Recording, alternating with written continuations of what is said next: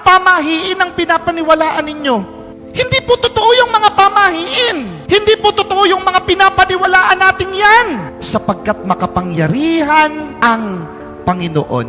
Anong mga pamahiin mo sa patay? Bawal daw pong magwalis. Alam po ninyo may mga paliwanag yan eh. Bakit bawal magwalis? Kasi po, noong unang panahon, maliit lang ang bahay ng mga Pilipino. Sa loob ng bahay ang burol, sa harap ng ataol, yung mga naglalamay. Bawal ka talagang magwalis. Kabastusan eh. Meron kang bisita, tapos nagwawalis ka. Bawal kang magwalis. Pero pag alis ng bisita, pwede kang magwalis. Ano pa? Ano pa? Bawal mag-uwi ng pagkain. Kasi mawawalan sila eh. Selfish mo naman kung mag-uuwi ka ng pagkain. Amen? Kahapon po, pinag-uusapan namin sa kitchen, bakit daw pagka-sopas, ikatlong gabi na ng lamay? Bakit? Kasi may pera na.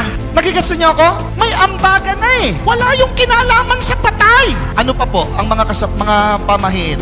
Bawal maghatid. Hindi nga, kapastusan na iwanan mo yung mga ibang bisita. Hindi mo sila pwedeng ihatid. Pero kapag ka merong ibang mag-e-entertain, pwede mo silang ihatid. Why am I telling you this? Because I want to stress that point.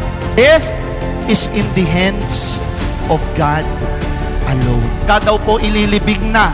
Kailangan daw po isara ang mga bintana at mga pinto. Siyempre, mananakawan ka pag hindi mo isinara. Nakipaglibing kayong lahat eh. Iniwan mong bukas ang pinto. Mananakaw ang abuloy. Amen? Amen? Ano pa? Bawal maligo. Dalawa lang yan. Mamamatay kami ng mga nakipaglamay dahil sobra mo ng baho, talagang hindi ka maliligo. Mga kapatid, kahit ano gawin ninyo, kung gusto ng Panginoong pahabain ang buhay ninyo, papahabain niya ang buhay niyo. Why? Because death and life is in the hands of God alone.